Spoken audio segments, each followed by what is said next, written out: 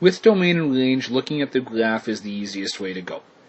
So with A, looking at domain being horizontal, left and right, we have to look at, does this function stop and start anywhere?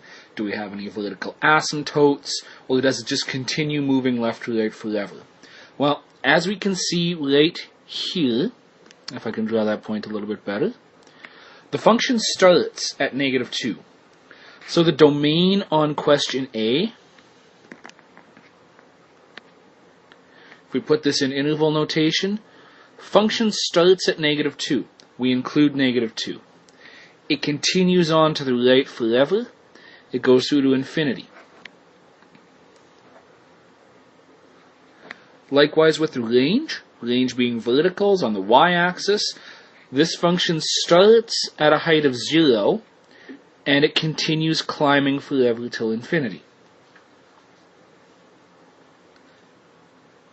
B, now we have a horizontal asymptote introduced. Looking at the domain, we're still looking at horizontals. That function does continue on forever, left and right. So the domain of this function,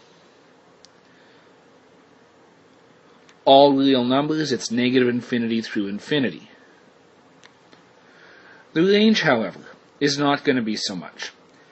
That function gets to a maximum height of 3 and a minimum height of just above 1, because it never quite touches that asymptote.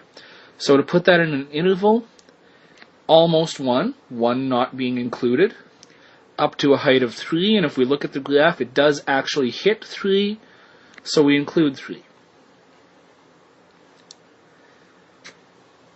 On C, we now have both horizontal and vertical asymptotes.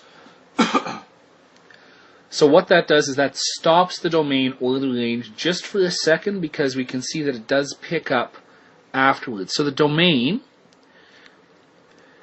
we start at -infinity and we go all the way through to this vertical asymptote at 2. We don't quite get there. Function can't quite touch the asymptote, but then the function picks up again just on the other side. So we'll union, and normally we put this on the same line, I'm just out of space. It also starts up, picks up at 2, and keeps going to the right till infinity.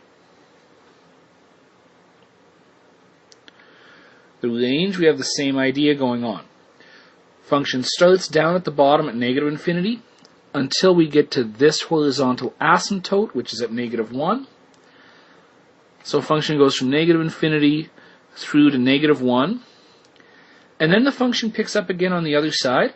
It goes above that horizontal asymptote from -1 through to infinity.